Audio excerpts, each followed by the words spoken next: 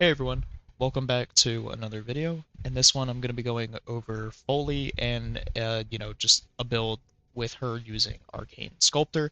Now, Arcane Sculptor is the new arcane that dropped with this most recent update, and you can get it from, spoiler alert, if you have not done the quest yet. It's going to be a spoiler, so click off whatever you need to do.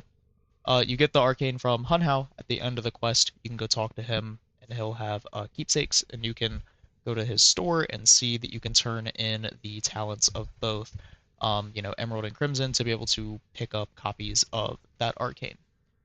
Now, for Foley, a few of her abilities create objects. The Shadowgraph and the Self-Portrait count as objects in the field and everything like that. And yeah, so she can consistently get that off. She also just consistently can have energy. So really, honestly, you don't need to run this if you don't want to. I just wanted to show off a build for it because with this being a thing, you do have a more consistent energy economy and you can build for more strength. So yeah, for the Archon shards, we're going to be running one Tau Forged yellow for casting speed. This is a utility shard. One Tau Forged red for strength. One Tau Forged yellow for parkour velocity, and then two Tau Forged reds for duration. Again, just like with all my videos, you can change these shards around. You don't have to run them. They're not set in stone. They're not anything like that. It's just personal preference. I know some people might not like parkour velocity, and that's okay. I think it's kind of a neat thing to have. So it's up to you, especially casting speed. And yeah. So for the build itself, this is what we're going to be running right here. Feel free to pause at any point if you need to read what these mods do or anything like that. And yeah, so there's not much that I want to say here. She just has a lot of strength to buff everything. She has a lot of range for everything to reach.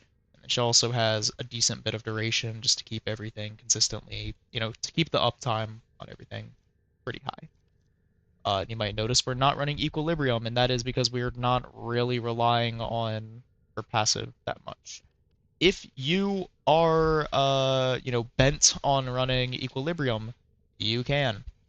You'll just replace Augur Secrets and you'll put Equilibrium there if you want to do that.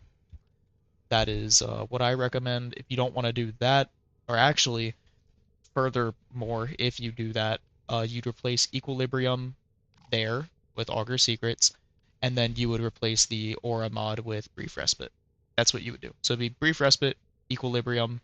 If you want to take advantage of her passive, I will say with this build, you're most likely not gonna need to at all. The other thing that you could run is Energy Nexus if you want to run that, but Archon Stretch kind of, you know, gives us that anyway, so it's not too big of a deal. And yeah, there's not much more I want to say about the build. So without further ado, let's get into the gameplay.